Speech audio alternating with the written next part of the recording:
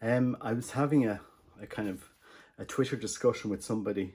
It popped up on Twitter, and um, just how, and I kind of said, I think this particular congregation, I don't want to name them here on YouTube, but I feel that this particular congregation, has lost their identity in Ireland.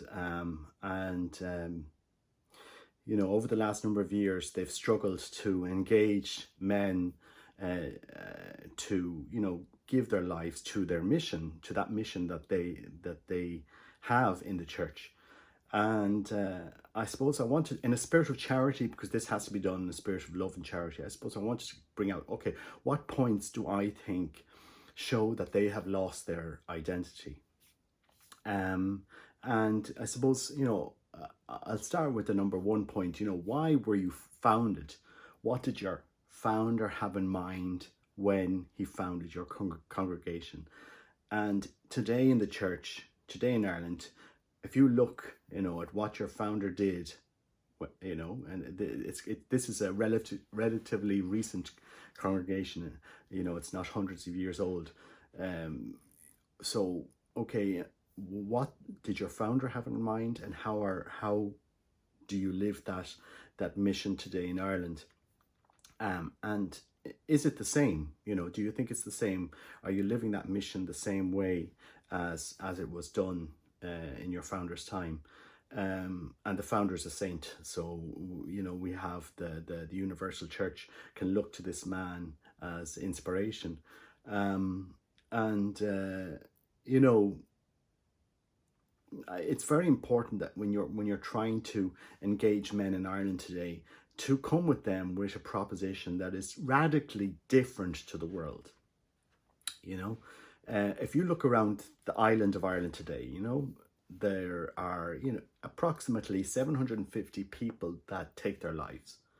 Of those 750 people, 500 men on this island, most of them young, are going to take their lives out of despair because the world we live in doesn't engage with them enough to give them a reason to live, and oftentimes many congregations fall into this trap. Okay, in order to engage people, in order to engage with the world, we have to be like the world. And this particular congregation, if you were to Google, just put their name into Google at this moment in time and go to the news feed, you will see that this congregation is all about one single message. I think you just need to do it, and you will see who's controlling the narrative and who's the person out there, in the news and so forth. And I'm not going to get into a discussion about that. I'm just saying, in Ireland today, you put this congregation into Google and you go to the news feeds, and you will see, okay, who's getting the headlines about this particular congregation. And men in general are looking, when they're looking for a group of men to give their lives with, they are going to, okay, who can best show me a radically different way of living than what the world has to offer, because Christ came to give a different message to what the world had. We're not called to be, part and parcel of the popular culture of this world. We're called to be Catholics, to be Christians, to follow a different way of living, and so that's just my piece of advice there. So, as I said, at this moment in time in Ireland, we have a battle. You have the Catholic Church, the faith, you have popular culture, and its ultimate road of despair.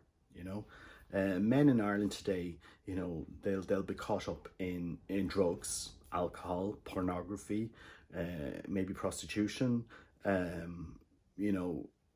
These things of our popular culture, that we seem to have let permeate our society. These don't bring fulfillment to the lives of any man, and slowly a lot of men will have to deal with this, because the tip of the iceberg of 500 men taking their lives, there's 10,000 or more men that are depressed, that have lost the will to live they might be existing, but they're not happy, they're not fulfilled. And we have to come to them with a proposition, that's different to what the popular world has to offer in Ireland. And that proposition has to be based on how our founder wanted us to engage with the world. Because we can't be, just a mirror of the popular world. Too often I go to a chapel you go to a chapel, or you go to, a community, and their programs are just, okay, let's engage men, teenagers today, as if we, using their culture. And okay, yes, you can do that, but sometimes it gets so pulled to the extreme that it's all about the culture, and the message gets lost. You can dress like teenagers and act like teenagers and learn how to do a rap song and all this blah blah blah, but I don't see that engaging young people in Ireland today. And I think when priests or religious actually do this, they do it very badly.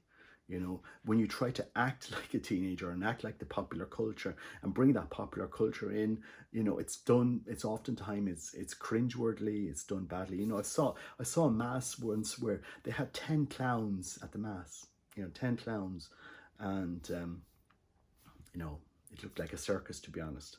And I don't think that's engaging men to give their lives to that mission. Because at the end of the day, you have to leave what was given to you for future generations. And if you don't do this well, all of what was built up, all of the different centers, they will close, because you haven't engaged men to come forward to carry on that mission. And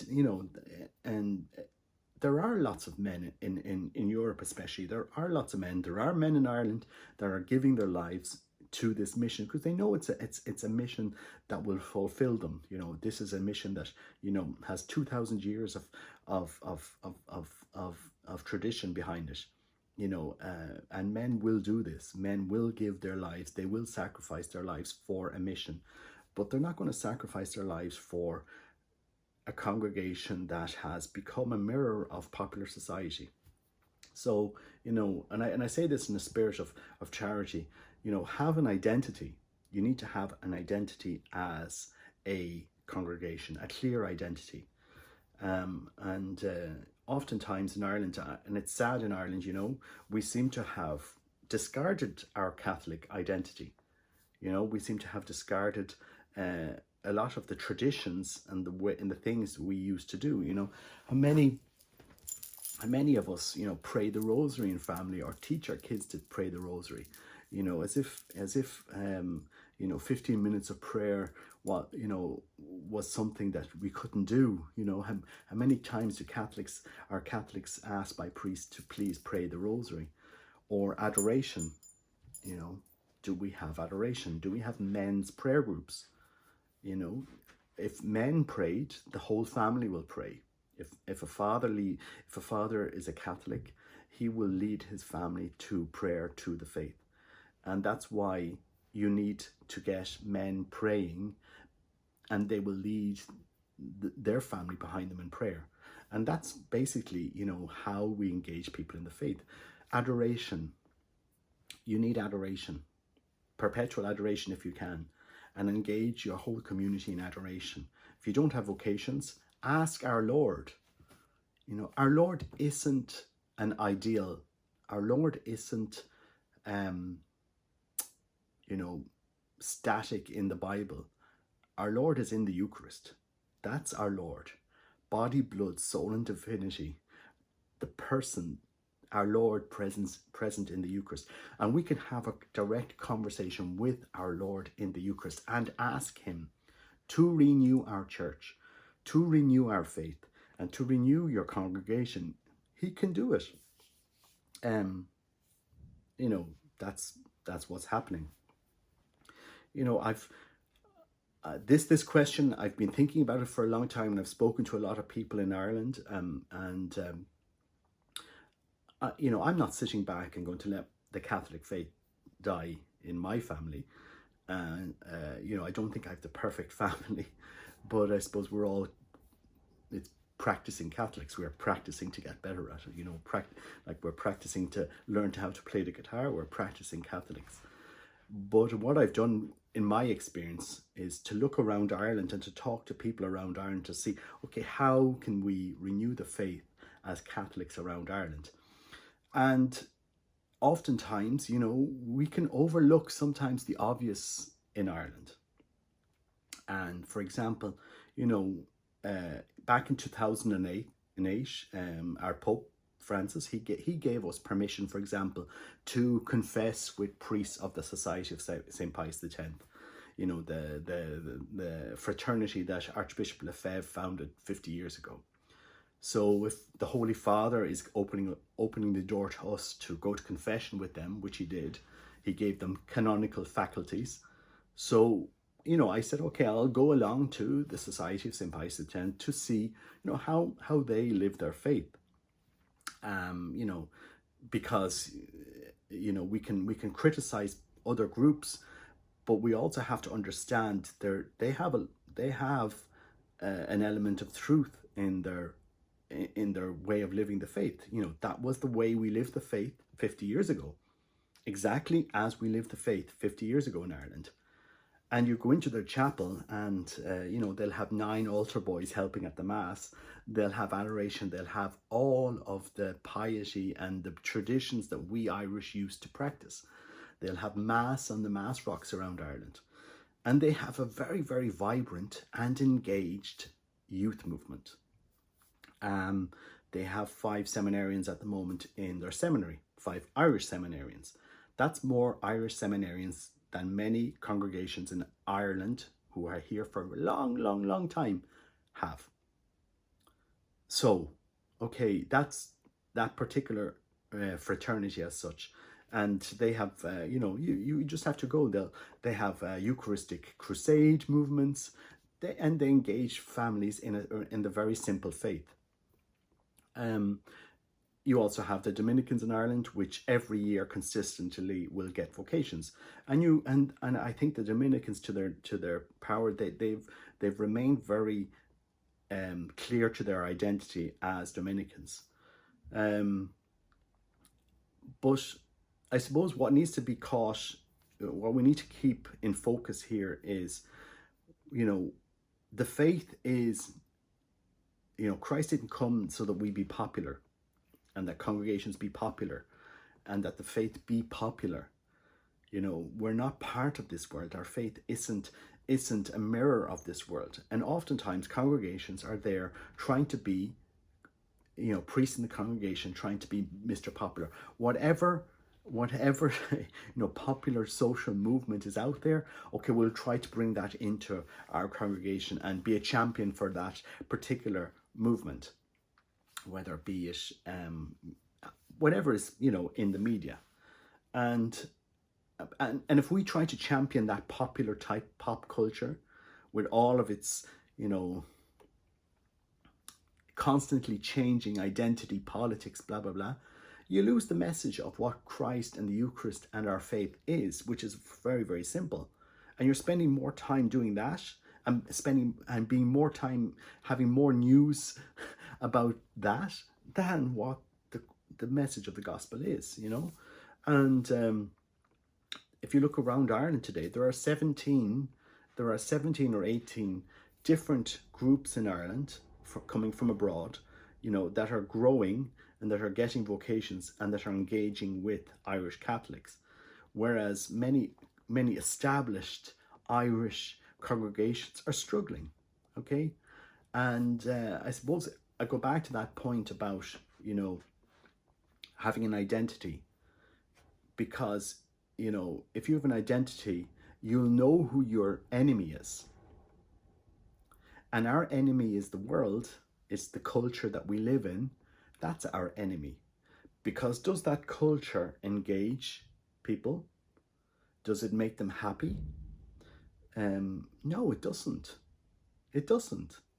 You know, it'll make a certain segment of the population happy, but most of them are not happy. You know, we've never had such, you know, a time in Ireland where we've had such prosperity, you know, in a way. But, you know, people, a lot of men are very, very unhappy.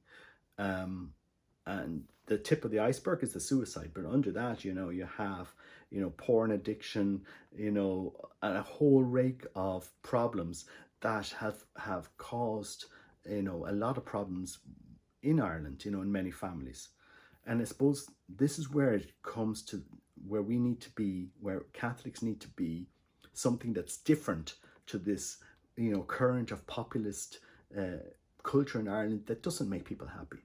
No matter how much alcohol you drink, or how much drugs you have, or much sex you have, or much pornography you watch, those things will never fulfill you. And behind all of that is a whole pop culture, a popular culture that, you know, that fuels all of that. And any congregation that tries to mimic that culture fails. That's the simple truth. And what Catholic congregations should do is to understand their enemy and fight that enemy. The culture, not the people that are caught in it, obviously, but the culture that is driving this. Because our pop culture today, our you know, whatever is behind it, it doesn't engage. It doesn't make people happy. You know, they'll always be chasing something else. You know, they'll always be chasing a new high and so forth. So, you know, that's why I say it's important to have a strong identity that engages men. Because a lot of men, and there are men in Ireland who are looking for a good community of men where they can be priests and religious. There are men, and they'll do their research, and they say, okay, I want to have a good peer group of men that will help me, you know, in this mission, you know. And sadly, many congregations, they don't have good peer groups of men because they've let it go for years and years without consistently having vocations every year. And to enter that community means you might have gaps of 10 or 15 years, you know, and that's a problem. So there has to be a radical shake-up of how you engage with men. And if there's a female side of the congregation, they'll need to do the same. And you need to build up a good peer group that will help those men engage with your mission, you know, because, you know, my experience of the faith is this is something very precious to me, but the faith isn't theoretical. The faith is an actual living dialogue with our Lord in the Eucharist. And in this time of pandemic in Ireland, we seem to forget, you know, about you know, the need for Catholics to go back to the Eucharist. You know, we've kind of propagated this virtual mass thing, but that's not how we live the faith, you know. And if you look around Ireland, you see all of the teenagers out in the streets on the weekends and the teenagers' parties and all this, and the church has closed shop, you know. We think, you know, because the popular culture, they're going to keep going, they're going to keep engaging, yet we as a church need to understand our enemy, which is that popular culture. And I'll just give you another example. You know, after lockdown, back in June, when the lockdown restrictions were lifted here in the Republic, our local parish here in Ballina in Mayo, they decided they needed more time to prepare the cathedral for Mass. So they waited another month before they had public Mass. And I said, okay, well, look, I'm going to go to the Society of St. Pius X for Mass, which we are allowed to do to meet our Sunday obligation. Because my obligation is not an obligation imposed on me. My obligation is because we love the Mass and the Eucharist. And you go to their chapel and it's full of families of all ages, you know, big families,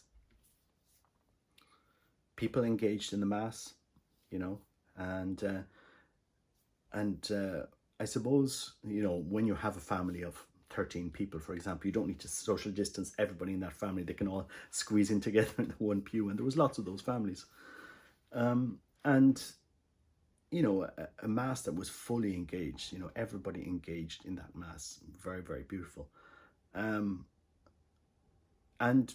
when we finally had masses back here in Ballina, you know, you go to mass, and where are all the families? You know, the people that are least impacted by this virus. You know, that have you know, kids or young families. If you're young and healthy, this virus isn't a great problem to you. Where are those families coming to mass?